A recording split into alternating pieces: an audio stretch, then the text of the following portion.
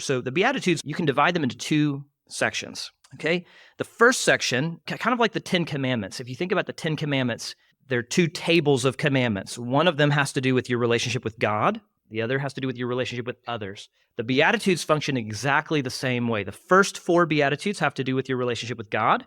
The second set of 4 has to do with your relationship with others, and there is a consequence of your relationship with God. So the first 4 Beatitudes describe really some attitudes that you have to embrace if you want to live a life of spiritual blessing. Blessed are the poor in spirit, blessed are those who mourn, blessed are those who are humble, and blessed are those who hunger and thirst for righteousness. And those 4 attitudes that we're to embrace actually are all connected. There is a logical connection between all 4. It really describes a spiritual process of experiencing blessing in your life. So let's just talk about those 4. Blessed are the poor in spirit. That's the first one. What does it mean to be poor in spirit? Well, this is not a comment on economic poverty, although certainly most of the early Christians were economically poor, but he doesn't say, he makes clear, he's not talking about poor in finances. He's talking about poverty of spirit. What does it mean to be impoverished spiritually? I believe that to be poor in spirit means a recognition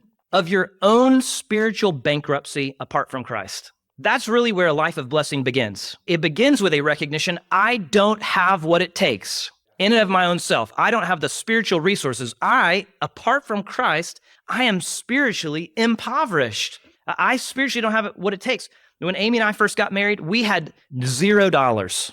And when I say $0, I mean $0. On the day of our wedding, the day before our wedding, I overdrafted our bank account. And so we had $0 on the day of our wedding. We were financially bankrupt. Jesus is saying, if you want to understand a secret to blessing, it begins with a recognition that spiritually speaking, you don't have what it takes. You don't have the spiritual resources that we need. And the blessed life begins with the recognition that I don't have the resources internally for what I need. The opposite of this would be to say, I can do it, which is what we're taught from the time we're kids. I can do it myself. But that doesn't work spiritually. If you want to live a life of spiritual blessing, it begins by saying, I don't have what it takes. Now, when you recognize your own spiritual bankruptcy, you're poor in spirit, guess what that leads to?